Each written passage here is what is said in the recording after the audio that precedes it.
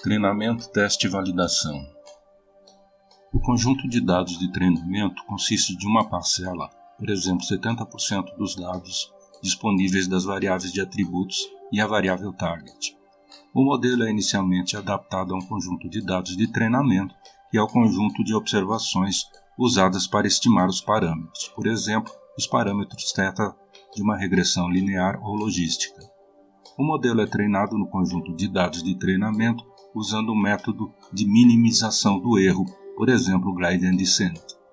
O modelo é executado com os dados de treinamento e produz um resultado que é então comparado com o target, para cada observação de treinamento. Com base no resultado da comparação e do algoritmo de aprendizagem específico que está sendo usado, os parâmetros do modelo são ajustados automaticamente. Em seguida, o modelo treinado é usado para prever as respostas para as observações em um segundo conjunto de dados, o conjunto de dados de validação ou de desenvolvimento. O conjunto de dados de validação fornece uma avaliação imparcial do modelo no conjunto de dados de treinamento que você usa para ajustar parâmetros, selecionar atributos e principalmente para a regularização para evitar o overfitting. A regularização é um conceito que veremos mais à frente. Finalmente, o conjunto de dados de teste é um conjunto de dados usado para fornecer uma avaliação imparcial da performance do modelo. Se os dados de teste nunca foram usados no treinamento ou na validação, temos um resultado confiável para nosso modelo. Em resumo, definimos conjunto de treinamento, no qual você desenvolve seu modelo de aprendizagem. Conjunto de validação, que você usa para ajustar parâmetros, selecionar recursos e tomar outras decisões sobre o modelo de aprendizagem, às vezes também chamado de conjunto de desenvolvimento. Conjunto de testes, que você usa somente para avaliar o desempenho do modelo, mas não para tomar qualquer decisão sobre qual modelo de aprendizagem ou parâmetros usar. Então, teoricamente, esse processo deve assegurar que seu modelo foi bem construído. Entretanto, isso pode não ser 100% verdade. Suponha que você quer desenvolver um aplicativo que identifique automaticamente os caminhões nas marginais de São Paulo. Para isso, você vai precisar de muitas fotos de caminhões e você contrata seu colega para baixar milhares de fotos de caminhões em estradas brasileiras. Você recebe um grande conjunto de treinamento com foto de caminhões, exemplos positivos, e não caminhões ou exemplos negativos de diferentes sites. Você divide os seus dados em treinamento, validação e teste. Usando esses dados, você constrói um detetor de caminhões que funciona bem nos conjuntos de treinamento, validação e testes. Mas quando você implanta esse classificador para seu cliente, a prefeitura, você descobre que o desempenho é decepcionante. O que aconteceu? Você descobre que as fotos que a prefeitura carregou têm um visual diferente do site de imagens que compõe seu conjunto de treinamento.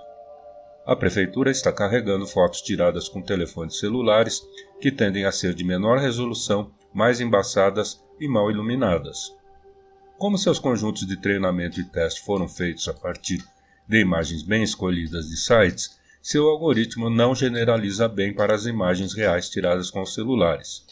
Então, apesar de todo esse esforço e de bons resultados do seu modelo de machine learning na teoria, na prática, seu modelo não funciona.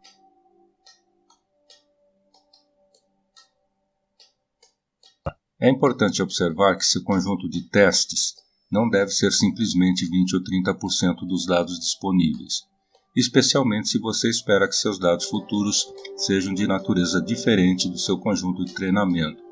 Por exemplo, se eles estão associados a alguma variável que você acha que pode mudar no futuro. Se você realmente não tem nenhuma maneira de obter dados que se aproximam do que você espera obter no futuro, você deve estar ciente do risco de isso levar a um sistema que não generaliza bem. Não assuma que sua distribuição de treinamento seja a mesma que a sua distribuição de teste.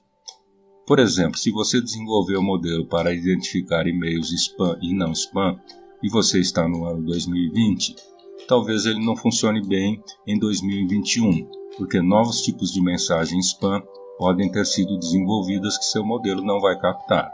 Tente escolher para o teste observações que façam sentido para seu problema, em vez de simplesmente uma porcentagem. Cross-validation, validação cruzada.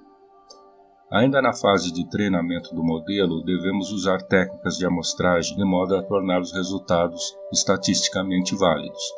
Cross-validation é uma das técnicas mais utilizadas.